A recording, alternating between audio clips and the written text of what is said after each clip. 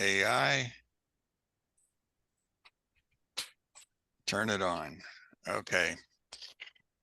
Shalom, everyone. Happy Wednesday to you. We're another night in Nativ. This one's a little bit different than normal because, first off, you won't hear my voice the entire time.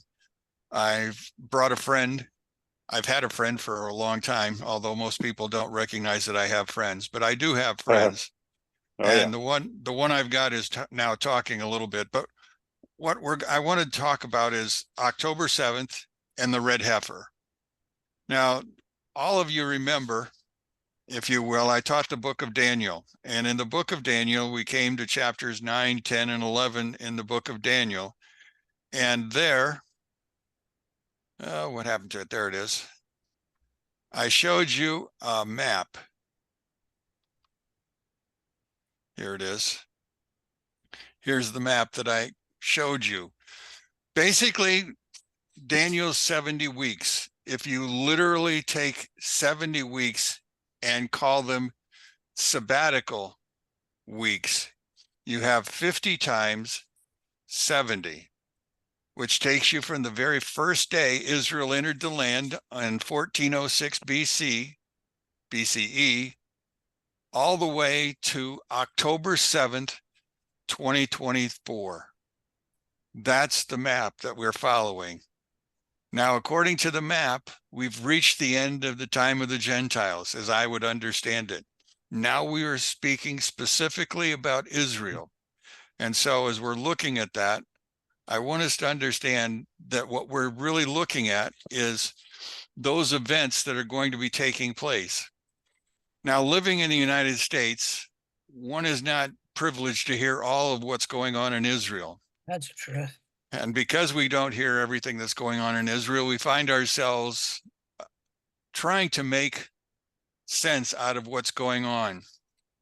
On January 10th of this year, Hamas spokesman Abu Abadi came on the air and began to explain the reason why they attacked Israel on October 7th. And the reason is because they are attempting to preempt Israel from destroying the Temple Mount and beginning sacrifices again on the Temple Mount. That's what's trying to happen. Now, I've been listening all week long to various reports that I can find. I've even listened to the Muslims. Found one that was speaking English where he began to share with me and share with those who were listening an understanding. The understanding is quite unusual because it speaks to a different understanding of scriptures. Now, remember, the Quran begins with the first 5 books of Genesis. It doesn't deal all of our first 5 books of the Bible. It doesn't deal with all of them, but Genesis is there. And so is Numbers is there, and so is Exodus there. What isn't there are some of the particulars. And when it comes to particulars, the one that's the most significantly left out is Passover. Passover does not appear in the Quran. And because it doesn't appear in the Quran, the understanding of needing to build this temple and all that goes with it is lacking. But it begins by talking about the fact that God would never have performed Passover. First off, God would not simply destroy the firstborn just because. God is not a God of revenge. God did not need blood on the doorposts in order to recognize the Jewish people. God didn't. The Quran indicates that Moses' plan was to sneak out of Egypt under the cover of darkness, so they would never have needed that. And the final point of that is the only miracle that God needed was the miracle at the Red Sea, where he drowned the Egyptian army. So when we go back to looking at what's going on, one of the things that's happening, or what we should see happening, is the fact that they begin to deal with, well, the Bible differently. Now, they still have several people there. Hold on a second. Some of you guys are still unmuted, so if you'd mute yourself, that'd be appreciated. I got it. Go ahead. Okay, thank you. So anyway, as we're going through this whole process of understanding, please be aware that the Muslims accept Jesus Christ. They accept him as being a prophet. They accept Muhammad as a prophet. They accept Abraham as a prophet. They have all of the prophets. But in the course of their understanding, Israel is not going to survive. It will be the Muslim world. In fact, there's several sites that are out right now where they talk about this is the end of the Muslim, or the end of Israel. But this whole thing really began 3 years ago. It began in Texas. And it began specifically at a ranch that's not far outside of Dallas. It's called the Trinity Cross Ranch. And at this ranch that they had, the rabbis sent some Americans over to look for red heifers. Now, a red heifer is actually, if we're looking at it from a typically just a cattle point of view, is a red Angus cow. That's what they're looking at. They came over, found the cattle. There were 18 of them that were just calved, just born. All 18 appeared to qualify, but there's no way to take 18 calves back to Israel. So they began to narrow it down. And so they finally decided among 8. But then they tried to get them shipped across the ocean. The only problem is the United States will not allow cattle to be shipped to Israel. So they had to come up with another possibility. Their choice was to actually reduce it to 5, and they didn't send cattle over, they sent their pets over. What they did was they simply took these 5 cows and they began to treat them as their pet for a week. They petted them, they treated them like they belonged in the house. Then they loaded them on the plane and shipped them off to Israel. And that's how they got there. And that was 2 years ago. Now the calves are no longer calves. After the 3rd year, and according to the Jewish understanding, the 3rd year, 3rd month, to guarantee that they were old enough, they are now called heifers. No longer are they called calves.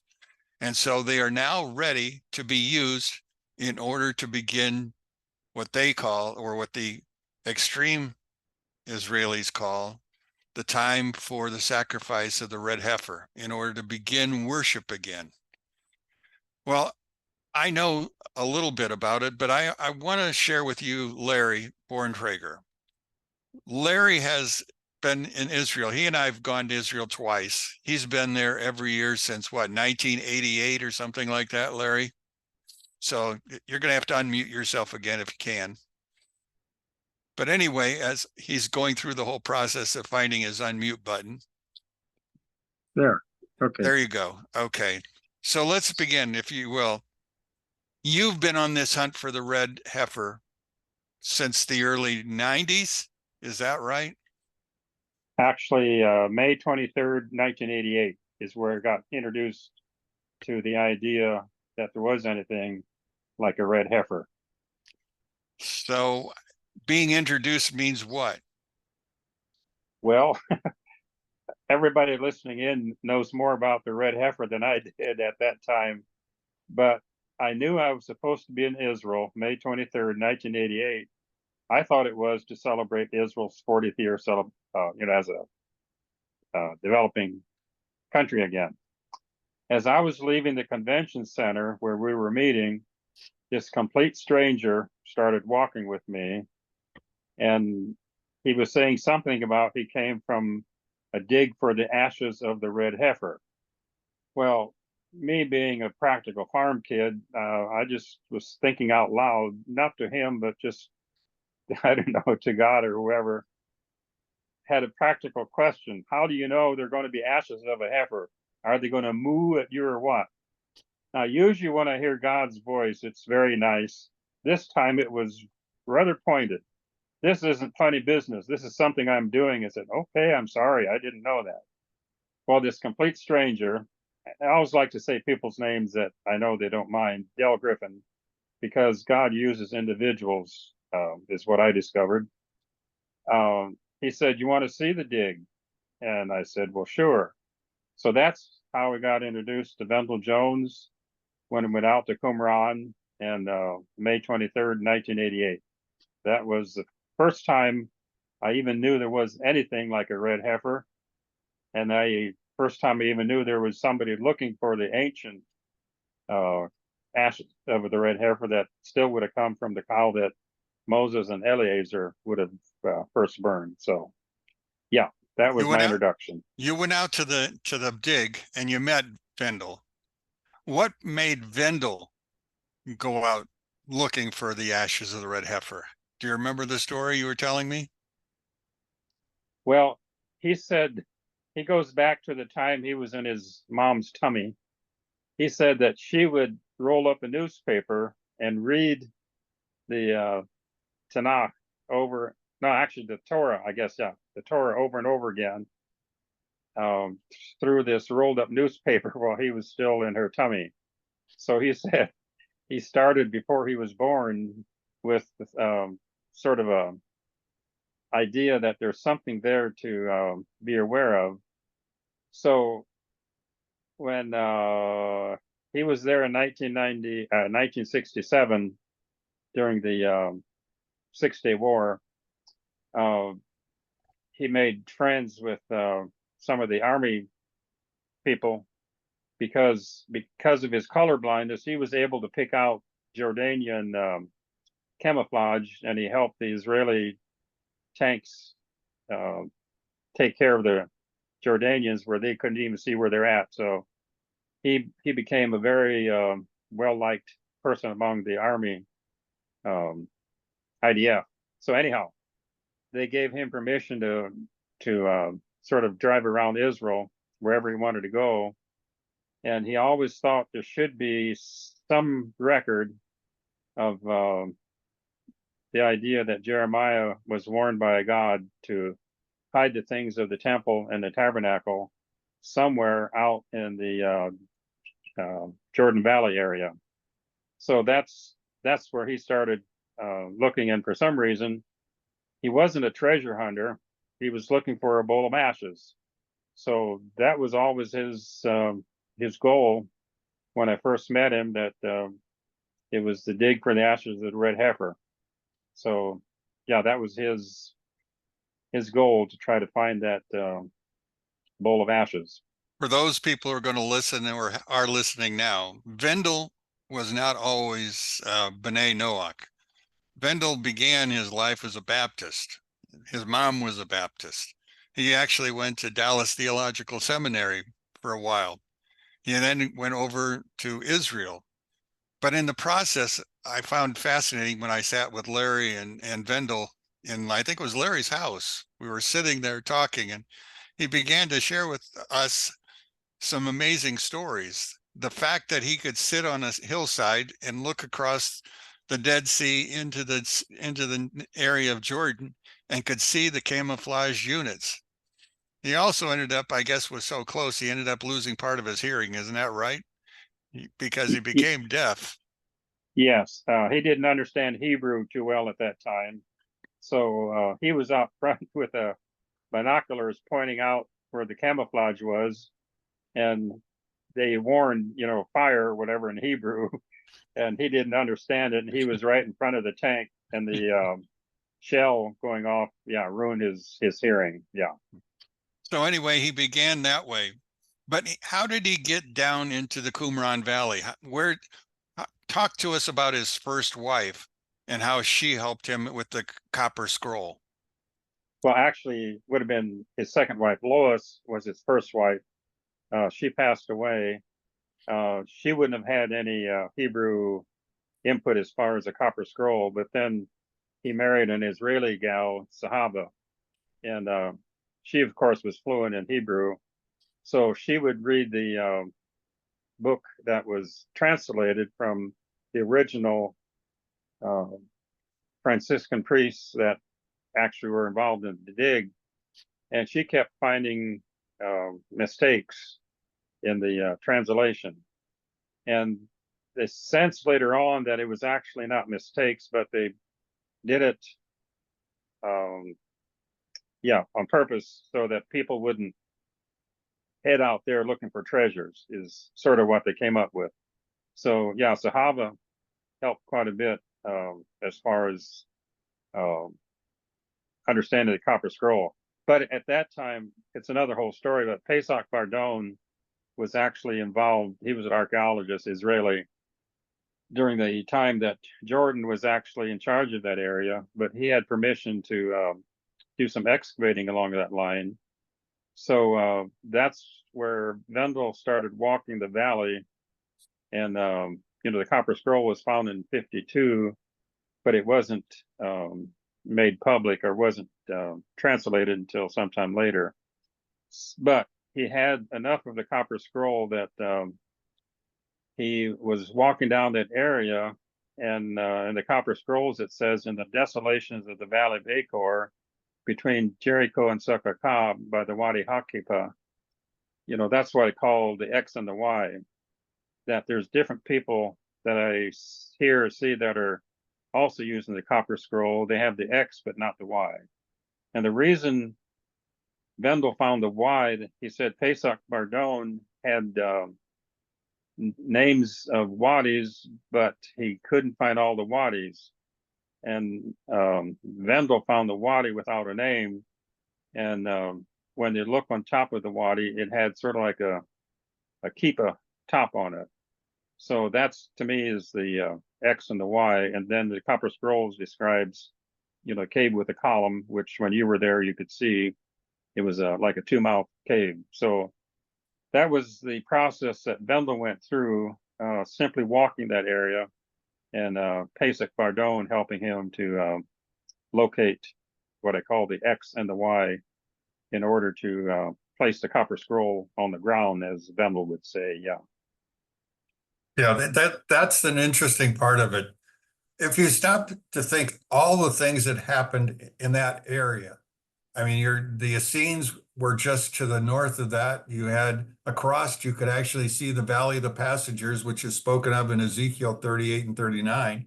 You can see the Gilgal, where they originally crossed and sat up their first tents, which is another story I want you to relate to them about King Solomon. What's so special about the land where Gilgal was originally placed? Do you remember?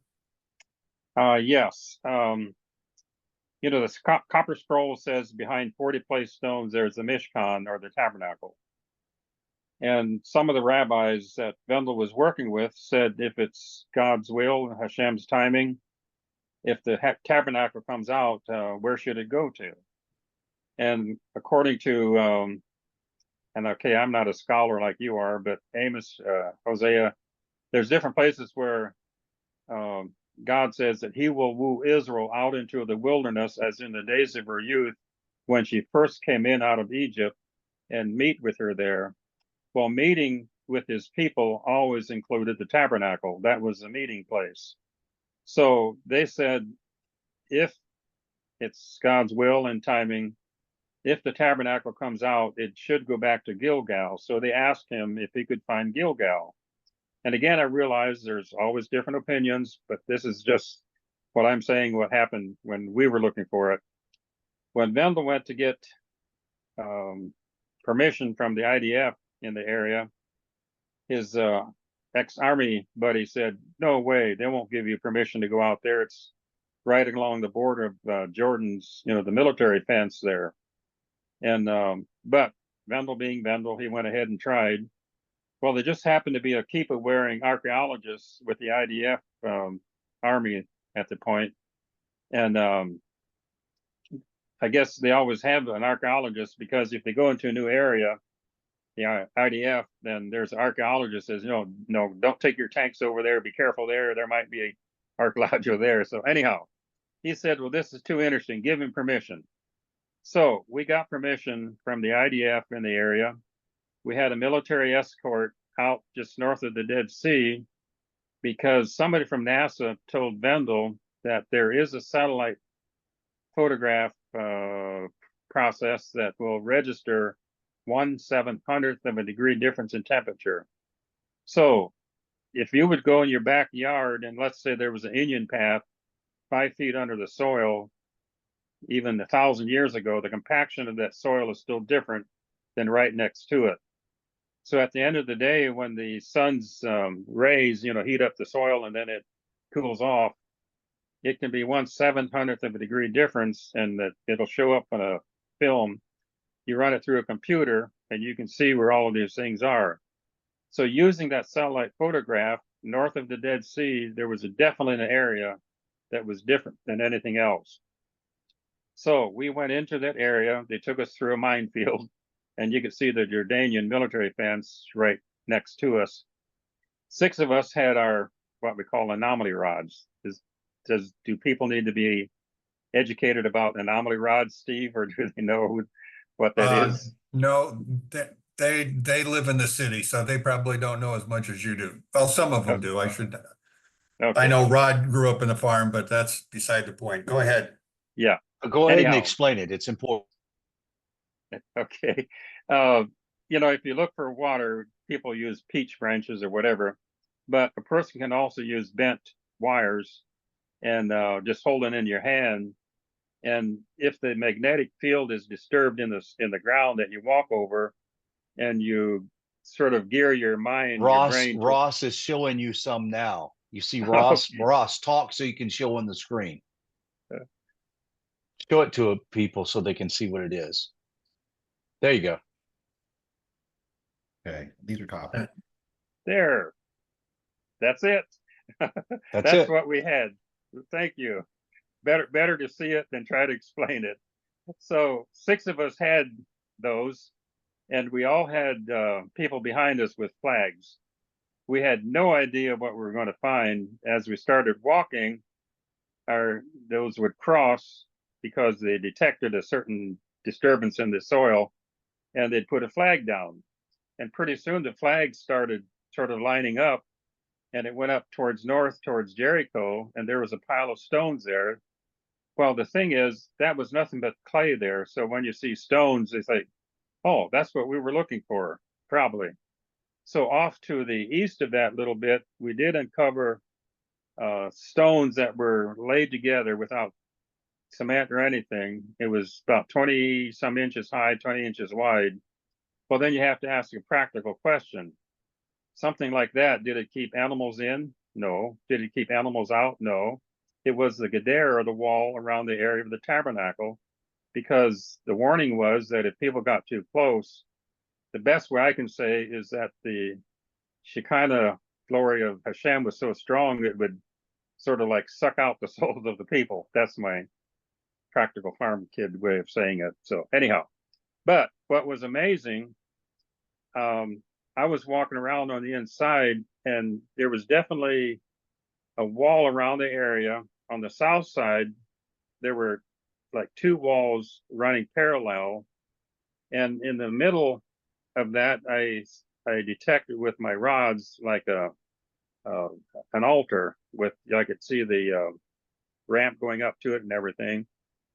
But there in between, after that, on the south, it was like a whole bunch of pens, and I said, this looks more like a cattle corral than what I would expect it. And then I thought, well, yeah, they were camping out. They still had to have their animals with them. They also had to set them aside to make sure they were okay for sacrifice. So practically speaking, that made sense to me, that there were like pens out there where they kept the animals in. But then also I found circle things with spokes. Again, just using my anomaly rods, nothing. Well, yeah, we did use scientific methods too. Somebody was there. But I found like 4 big circles with spokes, and they're about 6 feet in diameter, or across. Yeah. So I asked Wendell, what is that all about? He says, well, if you read about it, that Solomon went down to this area because the clay was good for forming to make the things of the temple. And it was so heavy that they also cast wheels, and then they sort of put them together and put these things on these wheels and rolled them up, to the Temple Mount. So the guy that was with us, forget his name, he had instruments that also detected the same thing, and he was sort of laughing at our anomaly rods until his instruments agreed with what we were finding.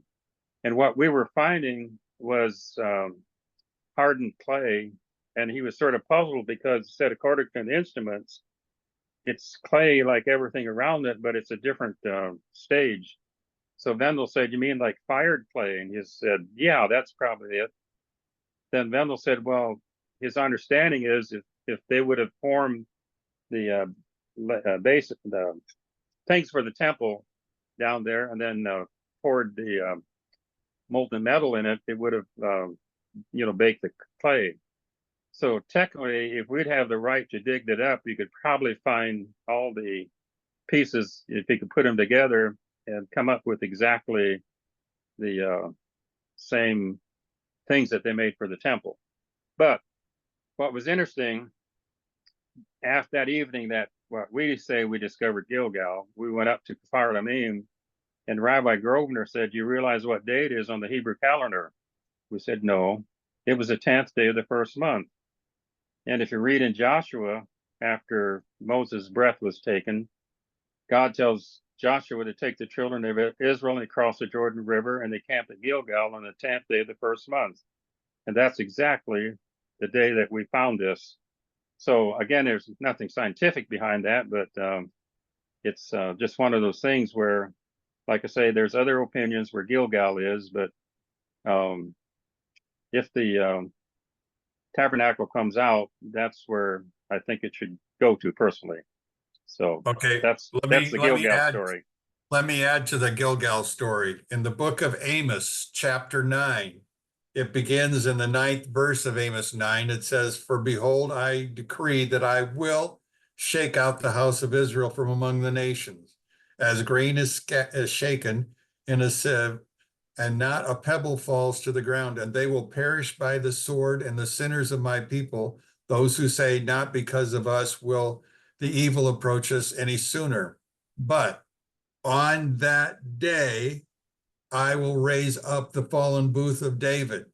I will repair the breaches and raise up its ruins, and I will build it up as in the days of old, and so that upon whom my name is called may inherit the remnant of Edom and all the nations, and the word of Hashem, who shall do this. Behold, the days are coming, the word of Hashem, when the plowman will meet the reaper. That's when we find in the coming days when things will grow so fast and be harvested the same day they're grown. That's yet future, but it's in those days. So we're now entering that time. We know Israel's back in the land. We also know that there's a lot of things that are going on, but we also know that it's in these days that they're going to find something. The thing that you're looking for, Larry, was the ashes of the red heifer. And that's where you're at this point in time. And that's where I want to keep you. I want you to talk to me first about what's the purpose in having these ashes? Well, again, being a practical farm kid, I always hear the idea of the ashes is so hard to understand that even Solomon couldn't understand it. And I kept saying, come on, God, there's got to be a practical thing here somewhere. So in 1994, when we discovered what we call Gilgal, we didn't have cell phones back then. We sent what do you call it? The phone, come on, at my age, words don't always come, but anyhow, I wanted to send a message to Meredith, my wife, and Vendel wanted to send one too. So I went and sent my message, and then I left the building, and I was walking outside on this gravel, just like a alleyway, and I saw this guy bending over. It looks like he had about 3 pieces of plywood painting something white on it. And I thought, oh, probably maintenance guy, painting signs. But when I got up there, the white turned clear and there were beautiful paintings. So I asked him, what he was doing. He said he's a Kabbalistic painter, and he paints these Kabbalistic pictures and sends them all over the world. And he said, "You want to see some more?" So I said, "Well, sure." So I went into this old Quonset building, and yeah, it was lined with all kinds of wonderful paintings. Came to this one and had a picture, 3 stages of a lady, and the center one, she was dressed in red, and it looked like a sheep's head had come out of her stomach. So I asked him, "What's that one with the sheep's head?" He said, "No, no, no, no. That's not a sheep's head. That's the red heifer." So he goes through the process, says, "This is Israel when first came out of Egypt. This is Israel as they were wandering in the wilderness and the history of Israel. This is Israel today, and that's the red heifer, and it's time she is found." And I said, "Oh, wait a minute here." So I went over, and Vendel was done to sending his message, said, "Hey, Vendel, come over here once." So he came over there and asked this Kabbalistic painter to go through that picture again. And he said, "Yeah, this was Israel then. Now this is Israel today, and that's the red heifer. It's time she was found." Well, if people know Vendel, he just sort of stood, "Yeah, we're looking for her," just matter of factly. That poor rabbi had a hard time keeping his feet on the floor. He was so excited because, a lot of these rabbis know many things that are supposed to happen. But they never share much about the future, even if they know prophetically, because they say if you focus on the future too much, you miss today. And today is what is important. So then he proceeded to say something, and it made sense to me. He said, most of the time when there's sacrifices, they're bulls. And this isn't a sacrifice, it's a burning. That's one word that I really want to get out to people. If people use the phrase, when are the heifers going to be sacrificed? They're not a sacrifice like the others. They're being burned. So he said the reason it's a female is because if you go back in the very beginning of God creating, if he would have just created a man and a woman, that's it. That would have been it. But no, within the male, there's a hidden potential of that you can't see. But a woman takes that hidden potential and 9 months later shows the reality of it. And he said the same way, you can understand that in a natural sense. But he said, and often you hear that God hides himself. He said, when the ashes of the heifer are being used, then everything from creation till now that was hidden, the same way as the female takes the hidden reality of a male and then presents the actual how would you say the actual fact of it. He said the same way that everything that was hidden from creation till now will be revealed. And to me, that's where the tabernacle will come in, that he'll use the tabernacle to reveal some of those things, because like in Ezekiel, and again, I'm always open up to my Jewish friends to correct me, but so far I think I've been right. Most people, when they read Ezekiel 37:27, when Ezekiel repeats what God says, when my sanctuary is in the midst of Israel, then the nations will know that I, the Lord God, do sanctify Israel. And usually the focus is on the temple. But if you read Ezekiel 37, it reads a little different to me. So that's where, and it's one of those things that I don't want to have, I would say that it's not broadcast all over. But yeah, I see the possibility of the tabernacle coming out of the behind 40 place stones. And the thing is, I wouldn't touch those things if they come out. Not just any Jewish person would touch them. Only the Levites would, but they wouldn't do it without the ashes of the red heifer. So it all ties together after these thousands of years, the possibility that last November we were hoping to open up the caves, but because of the Gaza situation, it was put off. So we're hoping to do it yeah, this pretty soon, I'll put it that way, that after these thousands of years, that it looks like we're so close to find the ancient ones. And for me, I find myself taking care of the potential new ones. So that's my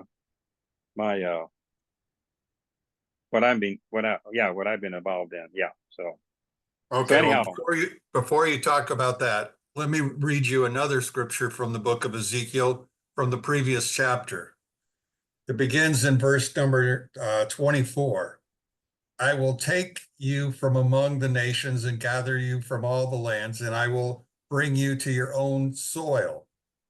Then I will sprinkle pure water upon you, and that you may become cleansed, and I will cleanse you from all the contamination and from all the idols.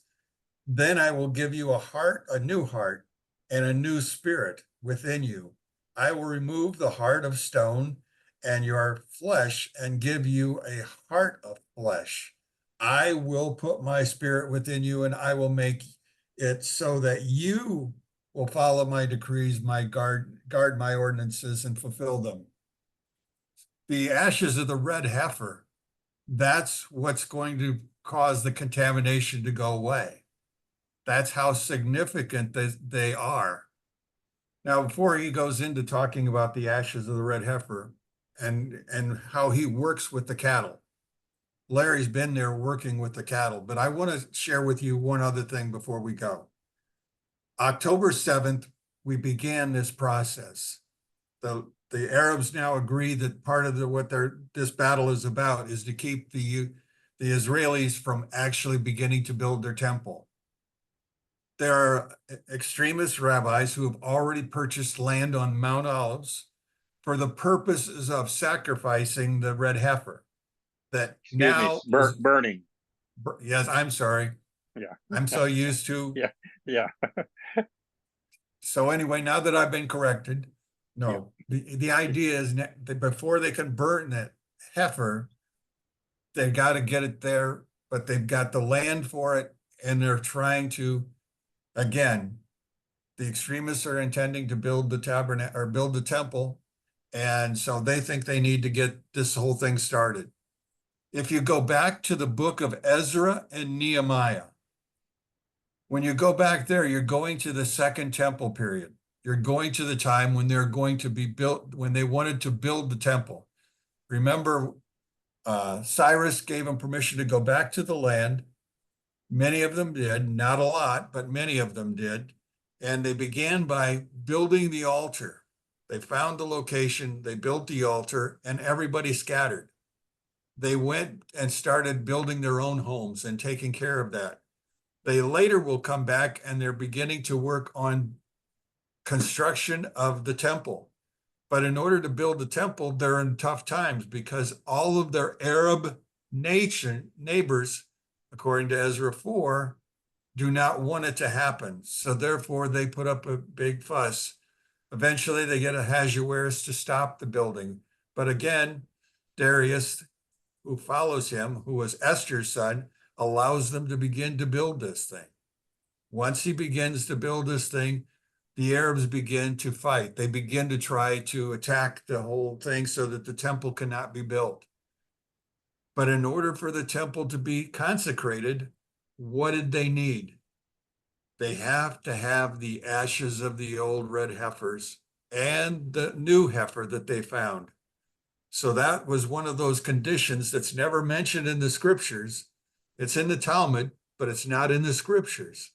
So we have to understand there's a process that they've got to go through, but right now, many of them believe that they don't need any of the old ashes. They'll just take the new ones and start over again, and that'll be it.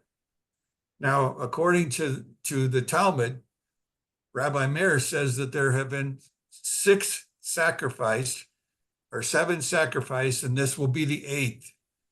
Ramban, who many of them support, believe that this is the 10th one that's going to be here, and the Messiah is the one who will actually help in slaughtering it. Now, the Messiah can't slaughter it because of the fact that he is from the tribe of Judah. They needed an Eleazar, somebody from Aaron's clan, to be responsible for that. So there's a lot of circulating going on right now, trying to get everything to fit together. That's what Larry's over there working on, making it all fit together. So as soon as Larry gets it all figured out and we can get it all put back together again, life will be good. But right now, we're going through all of this. Israel is under attack from 3 directions, 4 directions at one time, and we're seeing a lot of things going on in Israel. Now, Larry's had the responsibility, well, he took on the responsibility while he was there to actually care for the heifers. I want you to talk about Sweet Corn Charlie and how you ended up working in Shiloh with the cattle. Yes, I always like to mention people's names. Yeah, Sweet Corn Charlie, Chuck and Tammy Moeller, amazing people. They also wanted to be on the dig that I was planning for last November. But again, since the Gaza situation, he has many friends because he visits many farmers and gets ideas from Israel how to help his produce, what he sells. He has about, I forget how Did many, I at least, audio? pardon? Is that just me or everybody else? You're How's breaking that? up, Rod. I can't, he could, Okay. Oh, I think he's breaking up too. Go ahead and try it again. okay. Chuck and Tammy, they have they sell produce. They grow their own. He's known for the best sweet corn in the area, but they were This is over back there. in Indiana, back in Indiana. Yes, northern Indiana. People come from probably 100 miles away to buy his sweet corn. So anyhow, he's got many friends in Israel. So, Rod, can you hear me now? It's coming through okay? Yes, Okay. So anyhow, they were over there and they asked me, do you want to go see the red heifers? And I said, you mean you know where they're at? Because I knew they were in northern Israel somewhere, but I really didn't know how to even start looking for them. They said, yeah, more or less they're at Shiloh. So we went up there, and us being farm kids, when we saw these heifers, and I try to say it very nicely, but they weren't being taken care of. They were laying in their own manure, about 5-6 inches thick, and they were just caked with their manure. So we asked if we could clean out the pens, and the wonderful people up there, Mariah, a wonderful lady who's really in charge of that ancient Shiloh, she was just so happy because they didn't have the money. Usually they hire somebody with a tractor and a bucket to clean it out. So we said, no, we can do it. So we got the equipment, the shovels, the manure forks and everything, and took us, I think, 5-6 hours, but we got it done. It was hard work. But Chuck and Tammy, they just, yeah, they really, yeah, were really good helpers. We all did it together.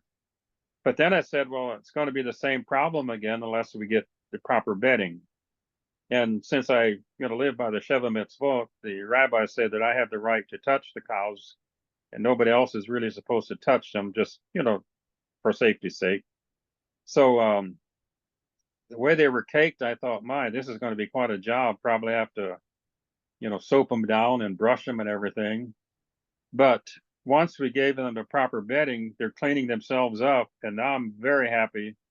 They're just nice and clean and look quite nice. Then the other thing is the hay that they were getting. I don't even call it hay. It was like mature wheat straw that had weeds in it that actually caused problems with the cow's teeth and eating, and it had rocks in it. And Chuck and Tammy and I just looked at that and we just shuddered and said, "My, what would happen if a cow would happen to chomp into one of those stones and break a tooth?" So we got the old hay out of the barn, and Chuck and Tammy, God bless them, they bought enough hay to last for a year. It's better. It's a clover hay, but again, I guess like somebody said, a lot of these Israeli farmers are first generation, and they wait to harvest the hay, like the clover, until it's about 3 feet tall, and then it's loses all the leaves, clover blossoms, and the bottom are almost like hard twigs. But it's actually had a smell to it, and it was much better. So now they have better feed. I'm still looking for better, like clover hay or whatever, if I can find it over there. And so yeah, at least now they have proper bedding. They're cleaning up. They have better feed. I just want to get mineral block to them yet. And so yeah, they're well taken care of now. And the other thing, well, see, they used to be up north in a farm, but they just were thinking that for safety's sake, you almost have to have them in a more secure place. Where they're at now, they're behind a steel door. Everything is under lock and key, and you have to have a code number to even get in to work with them. So what we also saw as farm kids, they were sort of fighting among each other. They'd just ram each other in the stomach like something terrible. Well, the problem was the feed bunk. They had like two pens, one on the left side, one on the right side. They would put hay on the one feed bunk and the right side, and they go fighting, all five of them, and try to get to the hay. Then you put hay on the other side, on the left side, and go fighting, get there.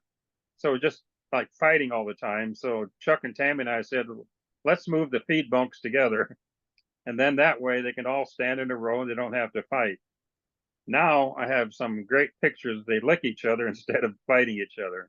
So, just little things like that, we just feel much better with practical knowledge of how to take care of animals and how to treat them and how to get them used. If there's, they're special animals, they should be presentable. And that's where I feel they are right now. So that's where I feel accomplished. Now, Yeah. Shiloh, where you're talking about, was the city where the tabernacle was set up after leaving Gilgal and all of those other places. That's where our stories in the book of Samuel come from, is up at Shiloh, where the tabernacle sat. And now they have a permanent building that they call their tabernacle. It's where we went to visit those kids, if I remember correctly. That's the area where you're talking about, right? Yes, yeah. Where David had his school. David and his sons were attacked by terrorists, and they built a school. They built a school for kids who have lost their parents because of the intifadas. Yeah, it's an amazing school. Yeah, also any kind of terrorist situation where children need to have help. So it's a very interesting place. And if you look at Shiloh, Moriah, the lady that I worked with directly at the ancient Shiloh, she has a picture of her mother holding her back in, I think it was 1973. There was nothing there. So for these families to go to an area like that and have a vision of what should happen there now today, it's it's amazing what's there now. And that's where the tabernacle was there for about, they say, 369 years. From Gilgal up to that area. So there's a lot of meaningful history up there. And to me, the heifers are in the right location right now. And they remind me what location they're actually in. Which tribe are they actually a part of? They're actually in the area that you say of Ephraim. But the thing I always like to say, if you look at Genesis 49, 10, where Jacob is given the blessing to his sons. Again, there's different opinions, but I'm just a practical farm kid idea. I stand there at Shiloh, where the red heifers are, and I read in the blessing there, the scepter shall not depart from Judah. Okay, we're in Ephraim's area, but the Jewish people take their name from the tribe of Judah, nor a scholar from among his descendants until Shiloh arrives. And again, I realize there's different opinions on that. I disagree with Rashi on that, but anyhow, I stand there and hold this. I'm at Shiloh. Now, the next thing I see, it says something like in this translation, and his will be an assembly of nations. I just can't get over it. There I am looking at that future, because it says, gather yourselves, yeah, assemble yourselves, and I will tell you what will befall you in the end of days. So it's quite a bit later on than at the time he was giving this prophecy or blessings to his sons.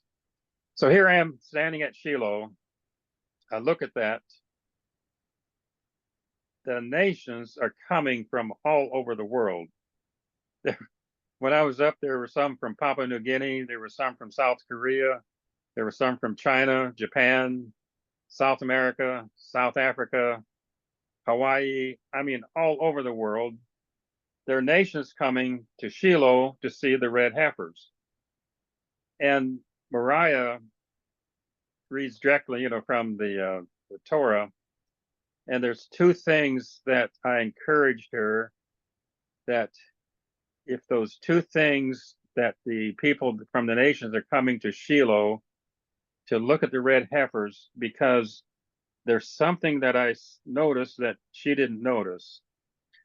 As I stand there, sometimes people will make a recording and they will come to this place in Numbers 19, where the idea is that it'll be this idea later on. God says it'll be a eternal decree, but in Numbers 19, 9, towards the end, it's for water sprinkling. It is for purification. But what I hear, sorry, Christians, they add something to the Torah, which is not a wise thing to do. They add for sin at the end of that. And it isn't for sin. It's not a sacrifice. If you look down through there, it's always burning. And it's for purification. It has nothing to do with sin. So I just told Moriah that when the nations come there, if they could be made aware of those two words to use correctly with the red heifer, then I come up with a statement that ideas that have been in the minds of Jewish people, of Christians, whoever, that ideas are becoming a reality because the red heifers are there. And then when you read what I, just read in like Genesis 49, it's happening at Shiloh. The nations are there, and it's a way for them to be corrected in a very special way. That personally, I've been involved in many other situations. I really have to say I'm not aware of anybody else, wonderful rabbis teaching whatever, that can have effect on the nations like what's happening at Shiloh. That's where I should see what's happening now. Larry, I just want to add, when we started talking about Shiloh and Judah, I also began to think, and I think I shared with you the idea that this really takes us back to the two sticks that's mentioned in Ezekiel chapter 39, because it goes in verse number 16. It says, now the Son of Man, take for yourself one piece of wood and write upon it for Judah and for the children of Israel and his comrades, and take one piece of wood and write on it for Joseph and the wood of Ephraim. Ephraim led the northern tribes. Judah led the two southern tribes. Now they're coming back together again.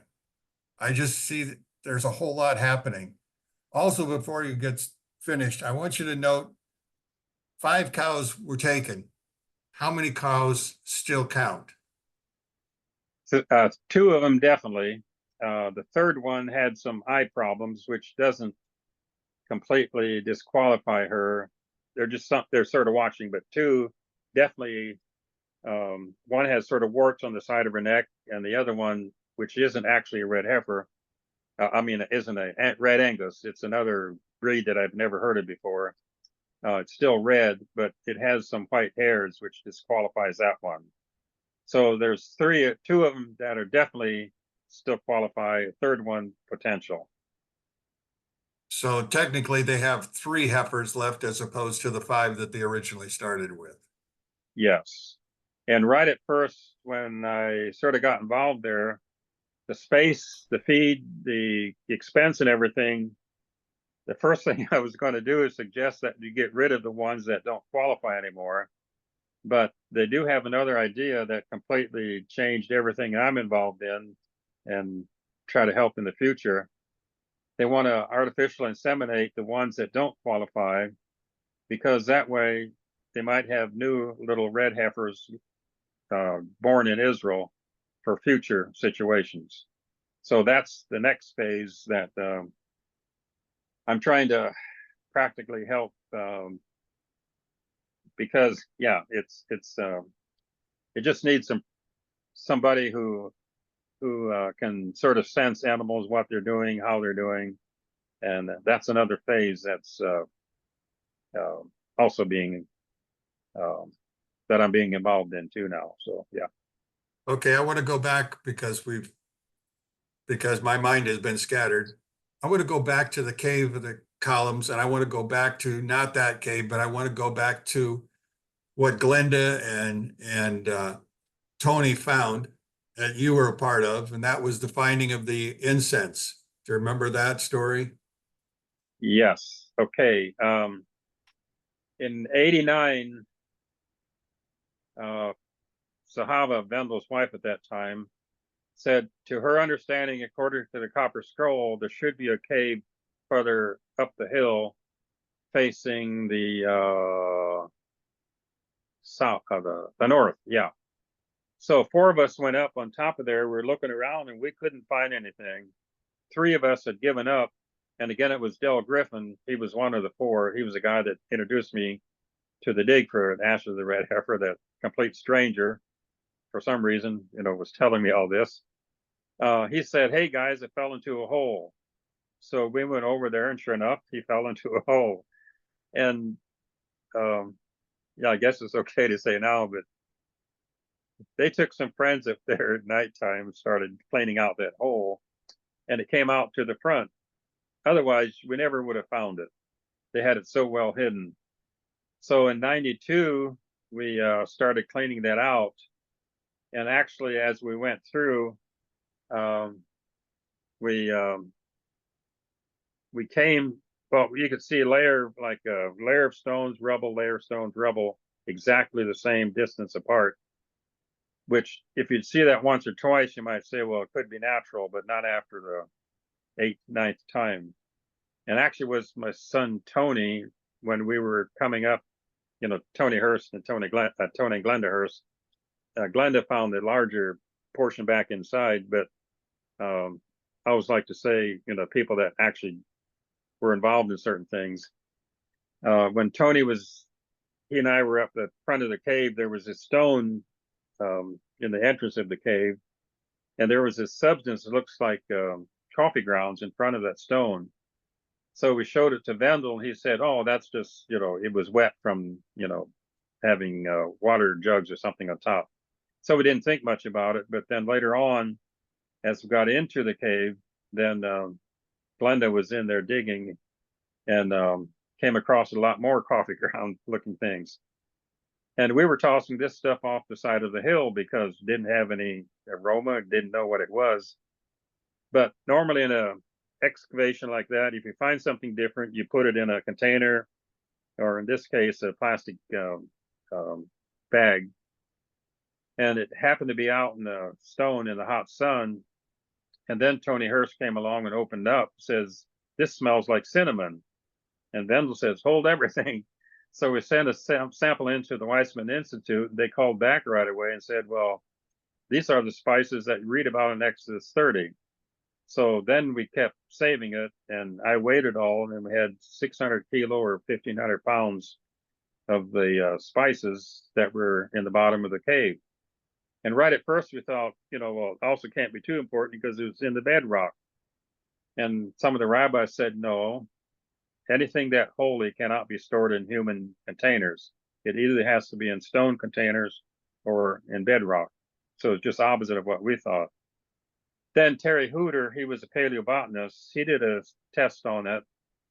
And in his test, he always puts acid to whatever he's trying to check out, but usually creates a bad smell. But he said when he put the acid to this, it released an aroma that his little dog in the studio where he was doing this test sort of woke up and he smelled something.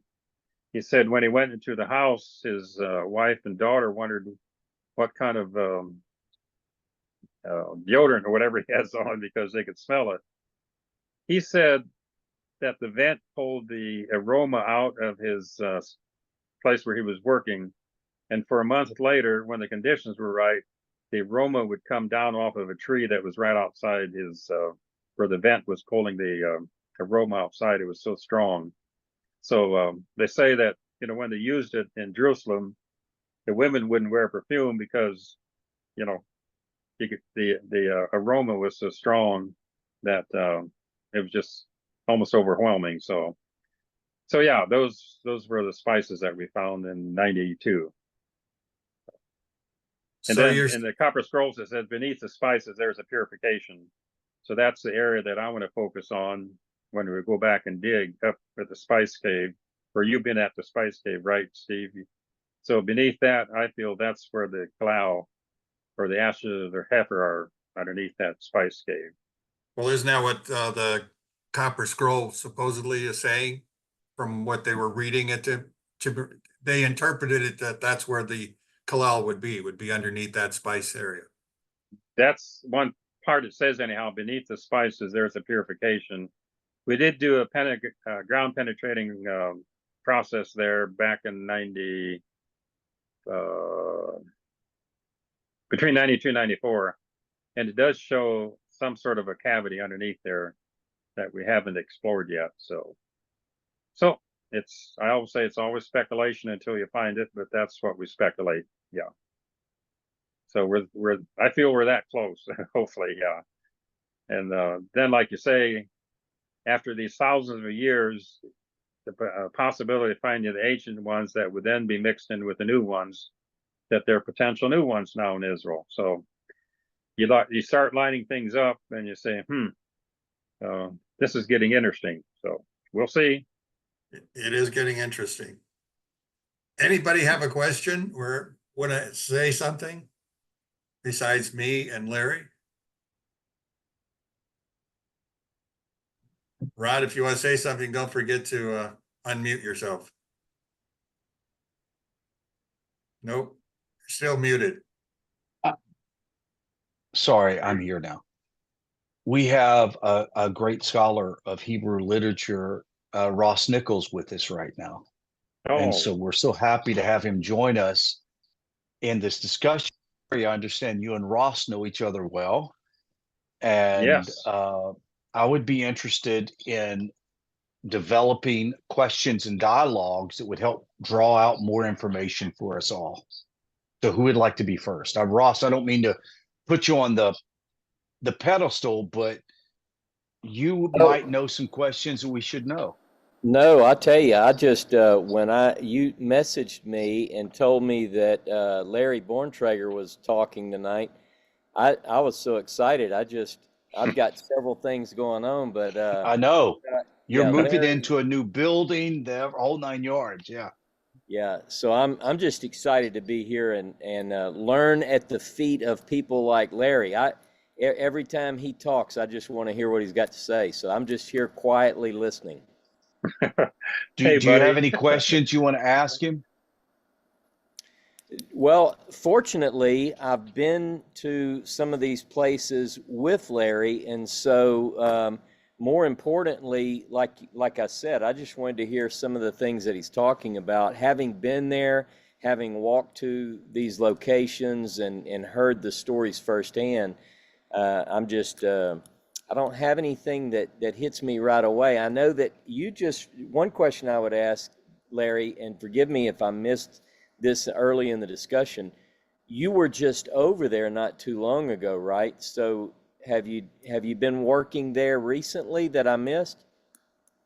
Actually, I was over there in November to middle of February. Then I came home for a little bit, went back middle of April, just came back middle of July. So the first time I was there, I got introduced to the red heifers in Shiloh, then went back and I spent I'd say probably 90% of my time with the red heifers. There was also a dig going on there. I always forget people's names. Scott Stripling. Yes, yeah. So I was involved with the dig that they were taking on there. And the one thing I find interesting, there's different ideas where the Mishkan or the tabernacle was located at Shiloh. They seem to have located an area that they feel that where it was at. What I found interesting, there was a person, again, I wish I remember his name. He was a bone expert.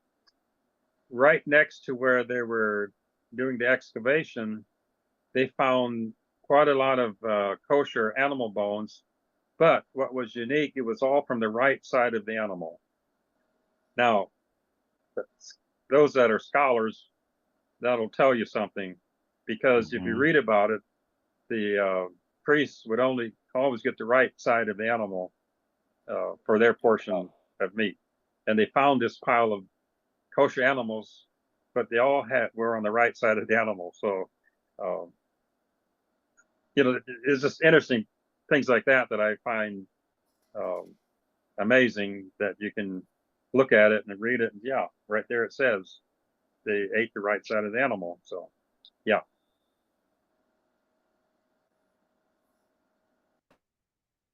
Okay, Larry, let me prompt you one more time. I want you to go down to Tel Tamar in your mind. When you took me outside the eating area and you handed me a divining rod, do you remember what I was supposed to be looking for?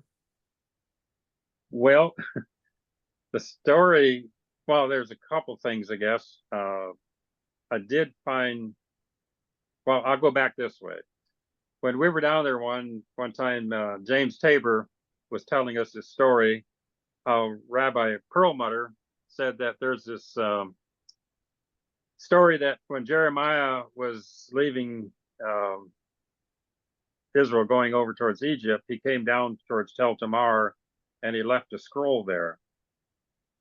And James was saying that Rabbi Perlmutter said something about where it was at and that James would be the one to find it. So if I remember right, I was I didn't know how James was feeling about it, but I said, well, if I use my anomaly rods, there's an area there that it shows up. So we went over there, and that was the area. He said, Perlmutter said that's where the scroll was hidden. What's interesting, there's a bridge there going up to the Tel, and on the left side, it was excavated. On the right side, it hasn't been touched yet. That's the area that we sense with our anomaly rods. There might be something there.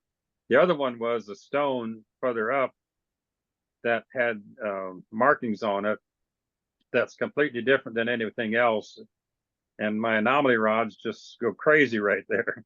So I think that's the area that I asked you to help explore. So, and I said something, oh no, you said something to Igal Israel, the archaeologist, because I'm always too hesitant. I always think, well, they probably think I'm crazy if I say I found something with anomaly rods. But I understand it right, you said something, you showed it to him, and he said he never noticed that before. And I just so wish that we could have permission to do a little bit of excavating there yet to see if there's something there or not. So yeah, is that the story? That's the story. And if I was remembering correctly, the Hebrew letters that are there were the old paleographic letters. They were not the letters we use today. That's what drew me to that place in the first place, and he was hesitant to talk to me about it. But anyway, I thought it was fascinating. Israel is a wonderful place to go to, even in times of war for Larry, but for most of us, we're still here. still doing our old thing. But anyway, I appreciate Larry coming on. Anybody else, please?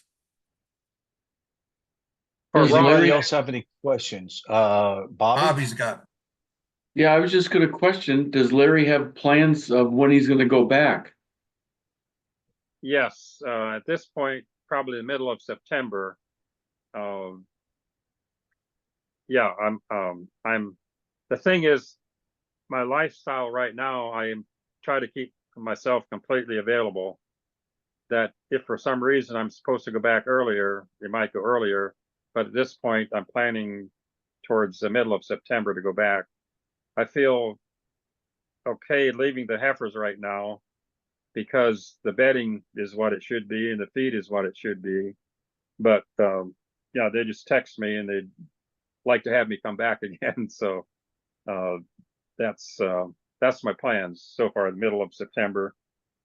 It could fluctuate one way or another. I'm not sure, but yeah, So, that's my so plans. Larry, let me ask a question. I think it would be important. It's much more designed for a practical application. If there are people in this country that know cattle husbandry, um, how would they volunteer to come out and take care of the cattle? Is there any program and is anything out there that would allow somebody from Texas or Oklahoma, whatever, Louisiana, to go over and help manage the cattle? I mean, that would be an interesting contribution for people of the nations. Yes, I don't know how many of you know Yohanan Castellanos, Jim Long, and myself. We're working on Right. what we call the initiative. Two initiatives actually. One is that we've been trying to work with the Israeli government and other trying to find the right people that we, as those who live by the Sheva Mitzvot, that if we could get visa status recognized by the Israeli government, that we could have a visa status to come in and do exactly what you're talking about. The problem is that whenever you work with governments like that, they want to talk about thousands of people. And so the question is always, well, how many, if we would get this program started with those, I'll call them B'nai Noah or Noahides, how many would be available to come? And we always say we don't know. It's just an initiative that we're still trying to work on. When my wife, a blessed memory, my three boys lived in Israel for a year back in 1991, the chief rabbinute's office asked if they could use our family as B'nai Noah to create a new visa status. So they did present it to the Knesset at that time. And if that would have happened, then those of us who would live by the Sheva Mitzvot would have the right to live on the land as citizens. But Yitzhak Rabin was the prime minister and he nixed it right away. But the situation has changed now because a lot of the Jewish friends and the contractors that I've met, they're in bad shape because they can't trust the Arab workers anymore. The one story I always like to say that I went to see my friend Avi. He was a farmer down at Kibbutz Almog. And when I went to visit him, he had an artificial leg. And I said, Avi, what happened? He said, somebody put a mine in front of my tool shed. Later on, I stopped in and said, did you ever find out who did it? He says, yeah, one of my workers. The problem is, I'm sure his worker didn't want to do it, but he found out that the PLO told him if he doesn't do it, they'll harm his family. So that's where the problem, the situation has changed, that if somehow or another we could still find a way that, and we'd like to have it with those who live by the Sheva Mitzvot, so there's no possibility of somebody trying to, how would you say, sneak in as an evangelical Christian and try to, convert Jews, because that doesn't fit into who we are. We're simply there to bless the land, and try to help Israel in their time of need. So that is something that we're still working on. And the other thing that we're working on is that we do have a sample now. We have some Jerusalem stone. And yeah, I found out the place to get the stone that we like, and have engraver that I know engrave the Sheva Mitzvot on the Jerusalem stone, so that whenever dignitaries come from the nations to visit Israel, that somehow or another we could give that to them. It's a way of, to me, there's something special about not just the soil of Israel, but the stones of Israel, with the Hebrew writing on it, with the words meant for the nations. Like, for example, up at Shiloh, the president of Colombia right now is anti-Israel, but there was about 5 Colombian people in the government that came to Shiloh, and the idea was that they wanted to let Israel know that even though their leader is anti-Israel, that there is a contingent in the government that would like to be more pro-Israel. So that's another initiative we're working on, is to simply get the Sheva Mitzvot in a way of, let's say, a gift to dignitaries that could affect their future involvement with Israel. So that's something we're still working on, but we haven't been too successful because now Yafa Bata, names again, DaCosta.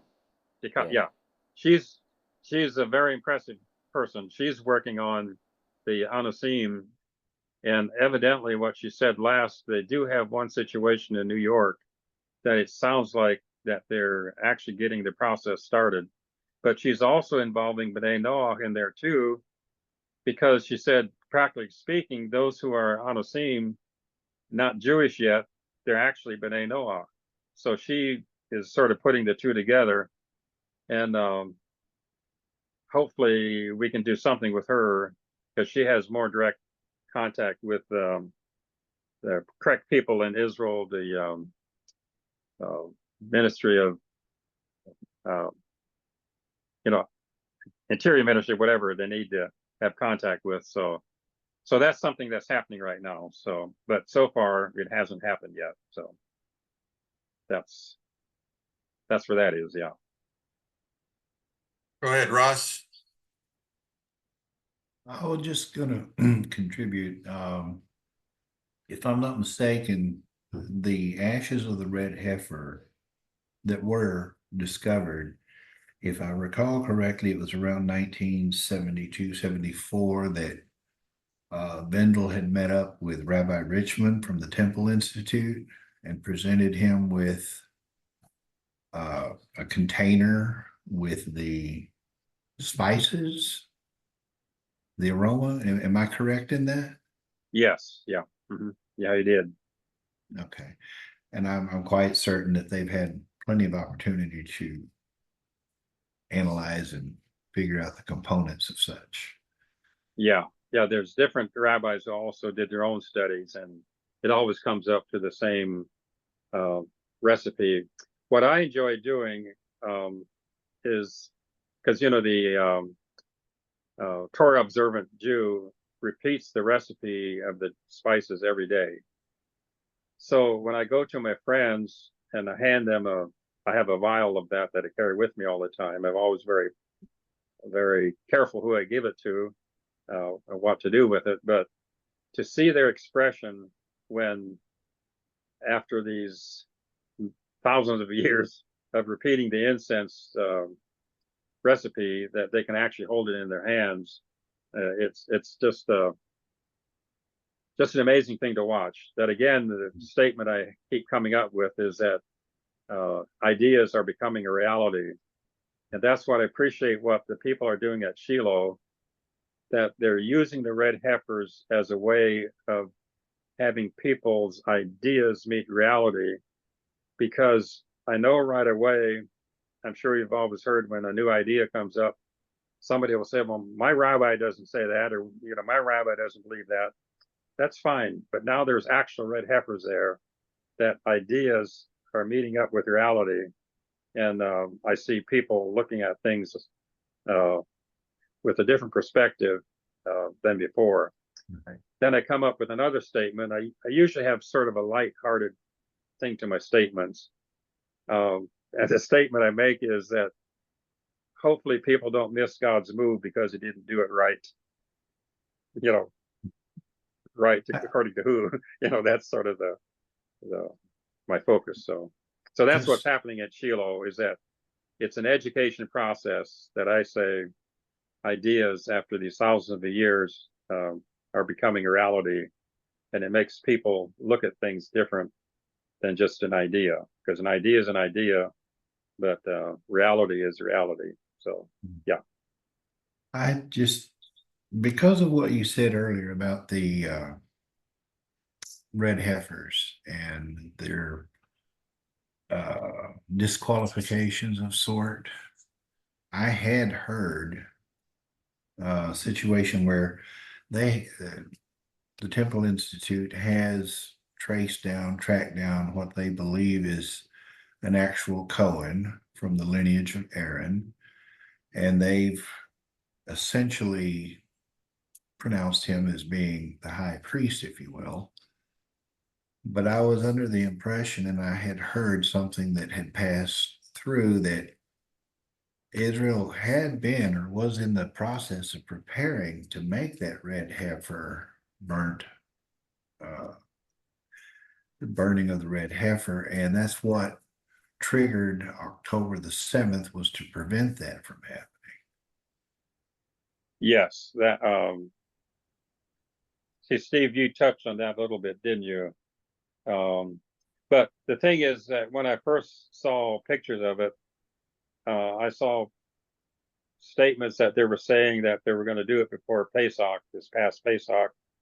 Then they'd see pictures of what they call an altar, which again, the red heifer isn't burned on an altar. It's going to be burned on a pile of woods. And then they sort of put this all together. It's going to happen on the Mount of Olives. Well, I know where that Side is, where that altar is. It's out at Mitzvah Jericho. It's made out of aluminum, and it's simply a place where they practice. Some of the Levites were there practicing a little bit. Well, it was during Shavuot. Yeah, they were practicing different things out there, but they simply see it as a place to practice. It's not a place where there would actually be any other sacrifice or a burning of the heifers. So there was these stories going around that it showed this picture of this. Yeah, they have an altar. It's going to be in the Mount of Olives, and they're going to do it for Pesach. And what I appreciate, that firsthand, I can tell you, they're in a stall in Shiloh, and don't have any plans right now. And I always say, my job is to simply carry out the manure and feed them properly.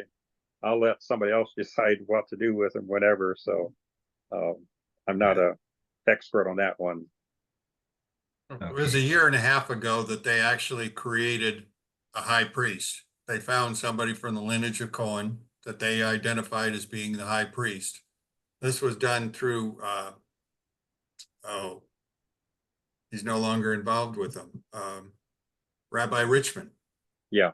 They created a order. They have, last year during Pesach, they actually did go through the process of sacrificing a lamb, and they went through the whole thing, had a marble altar up on a ramp. Everything was there. It was obviously not at the Mount of Olives, but it was already there. I talked about it or mentioned it to Rabbi Avner, and he just about went crazy with that little discussion. But anyway, as we're going through it, there are some that are so serious about doing this that they're willing to go to war to get it done. And that's about what's going on, because they certainly aren't prepared if they've got to follow all of the prescriptive parts to this whole thing. And many of them don't think they need the old ashes. I just Yeah. can't imagine that. If they had to have 7 times before or 9 times before, certainly they have to have the old ashes. Otherwise, what good is it to keep count? They piled them up on top of each other. So, but anyway, I Yeah. appreciate you coming on and having a chance for everybody to listen to you. And for those who will pick up the podcast of this, it'll be probably one of the best podcasts we've had. So I really appreciate you And coming and here with and this. this won't be the last podcast we will have with Larry if he's willing to come on with us. I mean, we're interested in finding new research, something new that you have that you can share with us. This is a very simple community of people that are seekers and Torah lovers that are trying to elevate ourselves. So, Larry, Yeah. thank you for coming. Well, Yeah, well, Rod, definitely. to me, it's a special thing because I've always watched you through the years. My understanding is that you had very special times with the rabbi that helped you. Again, names, sorry. Greenbaum, Greenbaum, Rabbi yeah, Greenbaum. Yes. very special man. And I always heard Yes. his stories about you too, but I never had met you before. And to me, it's a very special time just to be able to say hi to you. So yeah, Well, this is very special for me because I've heard so much about you from so many different sources, including Steve, and we are honored to have you here. Obviously, Ross Nichols joined us because he uh, loves you and appreciates you. Uh, he had an appointment he had to go to, so he had to cut out early. But thank you so yeah, much. I hope we can schedule this again soon. yes, it's hopefully there'll be more news in the future. Yes, yep. Yes, and if someone Okay. wants to get a hold of you, how do they do that? Well, I'm very old school. I have amen. a yeah. Thank you, Steve. I actually do have a email address, but usually I guess phone would be about the easiest thing if somebody simply wants to ask a question or discuss something. Because I was going to tell Ross one thing I still want to do with him is taking him up to what I call Mount Horror and show him what I found up there. But I guess he's gone now. So, but yeah, it's Well, very now interesting. you have to leave us a teaser Well, to okay, find out about Mount Horeb, so we'll know yes, more. that's HOR, Mount Horror, where Aaron Mount was Horeb, buried. yeah. Yeah, But mostly it's not because where you think it's supposed to be. That's the you mean thing.